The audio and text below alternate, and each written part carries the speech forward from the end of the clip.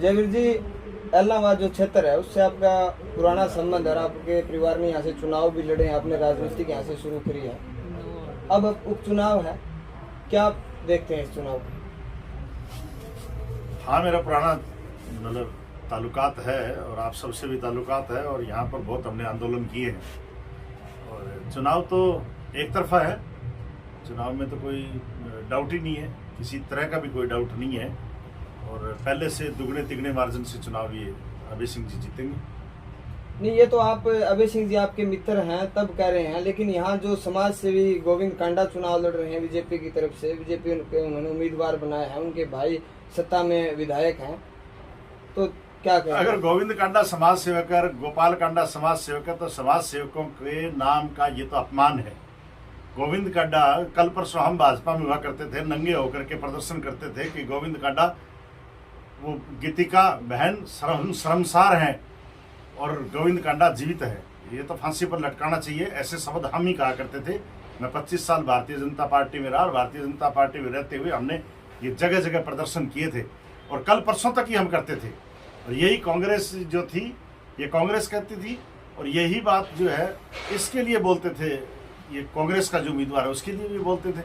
आज तो ये मतलब अब इससे बड़ा समाज सेवक कैसे हो सकता है जिसके ऊपर एक किसी बेटी को धमका के मारने का केस हो, जिसके ऊपर इतने इतने इतने बड़े बड़े केस हों और वो समाज सेवक है। तो फिर समाज सेवकों का, ये समाज सेवक कहना समाज सेवकों का अपमान है। ये इसमें तो चौटाला परिवार भी शामिल है, उनको बताया जा रहा है कि ये बहुत अच्छे आदमी हैं, गरीब कन्याओं की शादी करते हैं। कहीं ये मतलब जो ऐसे सामाजिक लोग जो समाज में समाज सेवा करने आते हैं उनके खिलाफ आपकी भड़ास तो नहीं है? मेरी क्या भड़ास है, मेरी क्या लड़ाई उनके साथ, मेरी तो कोई लड़ाई नहीं है। और ना मेरी अभय सिंह से मैं कोई उनका दोस्त थोड़ा ही हूँ।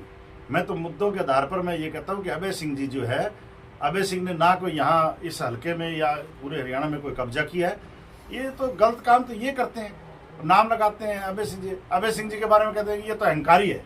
अरे तो अहंकारी, सबसे बड़ा अहंकारी तो एक व्यापारी का लड़का होकर, जब उसको एक फीत लगी थी कोई गोपाल कांडा को, पता नहीं क्या कोई संसदीय बनाया था, क्या बनाया था, गृह मंत्री बनाया था। और जब किसानों का आंदोलन, आप उसका वीडियो निकाल के देखो, वो धमका रहे लोगों को, वो कहता है गोली मार दो इनको। तो अहंकारी तो वो हैं, अहंकारी वो हैं, ये भेड़ों को गोली, वो तो किसानों को भेड़ा बताने वाला है।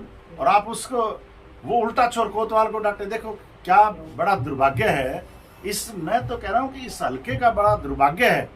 और बीजेपी में 25 साल रहा कि मुझे शर्म आती है कि ऐसे उम्मीदवार को आपने कैसे उतार सकते हो जिसको गांव का पता नहीं है, जिसको ढाणी का पता नहीं है, जिसको खेत का पता नहीं है, जो ये नहीं जानता कि गांव कहाँ बसता है, गांव का चौक क्या है, गांव का किसान पगड़ी क्यों बांधता है, मेरी माँ बहन नरमा चुगते हुए उसको कितनी तकलीफ हो रही है, सेम की क्या तकलीफ है उसको तो पता ही नहीं है, बैंगन का ही पता नहीं उसको क्या है वो। तो आप क्या मानते हैं बीजेपी को? एक आप वो दौर था जब अटल बिहारी वाजपेयी इस देश के प्रधानमंत्री होते थे बीजेपी की तरफ से, और एक आज नरेंद्र मोदी जी हैं जो पूरे विश्व में छाए हुए हैं। क्या मानते हैं इस बीजेपी को? न बीजेपी को क्या मानते हैं, बीजेपी पहले वाली बीजेपी है नहीं। बीजेपी तो अब गोपाल कांडा जैसों की, मैं आपके सामने ही है कि मेरी लड़ाई को अभय सिंह के साथ थोड़ी थी, मेरी लड़ाई इनके साथ थी जो पवन जैसे लोग यहाँ पर लोगों को धमकाते थे, यहाँ गुंडागर्दी करते थे, यहाँ चौपटा के अंदर बोलने का अधिकार नहीं था। और तब मैंने उनके खिलाफ आवाज बुलंद की थी। तब ये अभय सिंह जी के साथ रहते थे, पवन बेनीवाल जी, मेरी तो उनके खिलाफ थी। मैं तो उस समय भी कहता था कि दड़बे वालों से, इनसे जो है इस हल्के को आजाद कराओ, अगर इसका डेवलपमेंट चाहते हो इस क्षेत्र का, तो ये सबसे बड़ा कारण है इनका। और मैं उनके खिलाफ था और उसी भाजपा ने पैसे लेकर के इसको टिकट दे दी और अब पैसे लेके कांग्रेस ने दे दी। शैलजा बेचारी कई दिनों से बेली बैठी थी, उसने माल ले लिया, अब वो उसके पास टाइम ही टाइम है, यहाँ प्रचार करती है। पवन ये कह रहे हैं कि भाजपा में सुनवाई नहीं होती थी, वो बड़े लोगों की पार्टी है, लेकिन अब मैं गरीबों की, मजदूरों की पार्टी में आया हूँ और अब लोगों का भला करूँगा। क्या मानते हैं? हाँ, वो बिल्कुल। वो जब टिकट लेके आया था तो गरीबों को भी इतने पैसे किस लिए दे के आया था? सुनवाई नहीं थी तो क्यों रहा 7.5 साल। अब अच्छा वो कहते हैं कि सत्ता में आके हम ये कर देंगे। क्या कर दोगे सत्ता में आके? तू 7 साल से सत्ता में रहा, मुख्यमंत्री लेके आया, मुख्यमंत्री लाया, देश का प्रधानमंत्री आया, देश का गृह मंत्री आया, और इससे ऊपर किसको लाना है? किसको लाएगा? कोई रशिया से तो राष्ट्रपति आएगा नहीं। इस देश की जो ताकत थी, जो सबसे बड़ा प्रधानमंत्री होता है, वो इसके क्षेत्र में आ गया और कहां से लाएगा? अब शैलजा के लिए बड़ा, शैलजा पल्ले खुद के कुछ नहीं है, क्या सामान है उसके पास? भूपेंद्र हुड्डा की पार्टी है या उसकी पार्टी? अभी तो यही तय नहीं है कि इनकी पार्टी कौन सी है। जयवीर जी, आपने आंदोलन करे हैं और संघर्ष भी किया है। अब जो गांव में सरकार के जो लोग वोट मांगने जाते हैं, उससे पहले ये लगता है कि ये कहीं युद्ध पे जा रहे हो। ये हालात प्रजातंत्र में होना कितना ठीक मानते हैं आप? मैं आपको ये कह रहा हूं कि अहंकारी लोग ये हैं, अगर हरियाणा के हमारे सबके अगर पैसे को ये बर्बाद कर रहे हैं तो ये कर रहे हैं। अभय सिंह के पास तो एक भी पुलिस की जिप्सी नहीं है, एक भी पुलिस की सिक्योरिटी के। इन जवानों की तनख्वाह कौन दे रहे हैं? ये गोपाल कांडा दे रहे हैं क्या? ये हजारों पुलिस लेकर के जा रहे हैं। ये पुलिस, ये जो है हमारी जनता के ऊपर बोझ ये डाल रहे हैं। ये लोकतंत्र थोड़ा ही है, ये तो लोकतंत्र का ये मजाक कर रखा है। तुम अगर लोकतंत्र के वाकई चुनाव लड़ना चाहते हो, ये सब बॉडीगार्ड छोड़ो, सब छोड़ो, तुम देश के भगत हो तो आओ गांव में, और ऐसे जैसे अभय सिंह वोट मांगता है वैसे तुम मांगो, क्या तकलीफ है? लेकिन दुर्भाग्य ये है मेरे साथियों, दुर्भाग्य ये है कि जिस प्रकार इस देश में एक माहौल बना था, एक बार नरेंद्र मोदी का आपने सुना होगा, तो पूरे देश की मीडिया, पूरा देश का जितने लीडर थे वो सारे एक हो गए थे, और देश में एक तरफ मोदी था और ये था। आज वो ही घटना हरियाणा के अंदर दोहरा रही है। आज अभय सिंह चौटाला अकेला है, उसके सामने देखो उसके भाई और भतीजों ने ऐसे बौछार कर रखी है, ऐसे चुनाव लड़ रहे हैं जैसे उनका तो मरने जीने का प्रश्न है कि मेरा भाई और मेरा चाचा नहीं जीतना चाहिए किसी कीमत के ऊपर। भूपेंद्र हुड्डा, क्या नाम उसकी, शैलजा, कांग्रेस, बीजेपी का एक एक बच्चा, कांग्रेस का एक एक बच्चा कहता है हमें अभय सिंह को नहीं जीतने देना। अभय सिंह तो एक है, ये बार बार कहते हैं अभय सिंह एक है, तो फिर डर किस बात का है? अभय सिंह अकेला नहीं है। अभय सिंह चला गया तो ये 89 जो है इन पर अकेला भारी है, इसलिए इनको डर है कि वो विधानसभा में गया नहीं और तुम्हारी सबकी बोलती बंद हुई नहीं, इसलिए ये सबसे भारी, अकेला भारी है। ये 89 एक तरफ और अकेला एक तरफ। अब आप आगे क्या रणनीति बनाकर आए हैं यहाँ मध्य प्रदेश निर्माण मोर्चा की तरफ से? क्या किस तरह के लोगों से? मैं तो ये देख रहा था कि एक भाई तो है जो अपने भाई को हराना चाहता है, चौधरी अजय सिंह जी, और एक कांडा जो है जमानत के ऊपर है, वो कहता है मेरे भाई को जिताना है। दोनों ही देखो जमानत पर है, तो ये समाज की सेवा करेंगे? नहीं, ये जो हमारी जो जनता है ये तो बिल्कुल एकदम साथ है। मैं परसों भी गया था सब गाँव के अंदर, और आज भी जाएंगे, कल भी जा रहे हैं, रोज जा रहे हैं। एक तरफा चुनाव है, और जहाँ तक ये तो आप सब जानते ही हो, जब मैं यहाँ रैली करता, मेरे भाई ने चुनाव लड़ा तो हजार आदमी मेरे भाषण सुनते थे, लेकिन वोट कितने आते थे पता है आपको? आपके गांव में पता है ना कितने आए थे? किसी में 58 आते थे, किसी में 50 आते थे। हाथ मिलाते थे मेरे साथ 1.5 घंटा, लेकिन हाथ मिलाते थे, वोट नहीं देते थे। तो गोपाल कांडा और इनके साथ यही होना जो मेरे साथ घटना घटी थी, इनके साथ ही होगी। कोई समान ही नहीं है, कुछ नहीं है।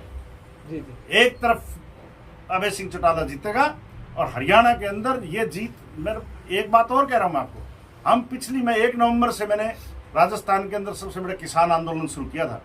ये लड़ाई अकेले अभय सिंह की नहीं। अभय सिंह क्यों इस्तीफा दिया? अभय सिंह ने किसानों के फेवर में इस्तीफा दिया था, और किसान, ये भूपेंद्र हुड्डा और ये कहते हैं कि इसने इस्तीफा क्यों दिया, एक से क्या होने वाला है? हम जानते हैं कि 27-26 तारीख को जो घटना घटी थी, 27 जनवरी को हमारे सबके पसीने आ गए थे आंदोलन करने वालों के। लेकिन जैसे ही इस अभय सिंह चौटाला ने इस्तीफा दिया, हिंदुस्तान के किसानों की बात से खिल गई थी और हिम्मत आ गई थी।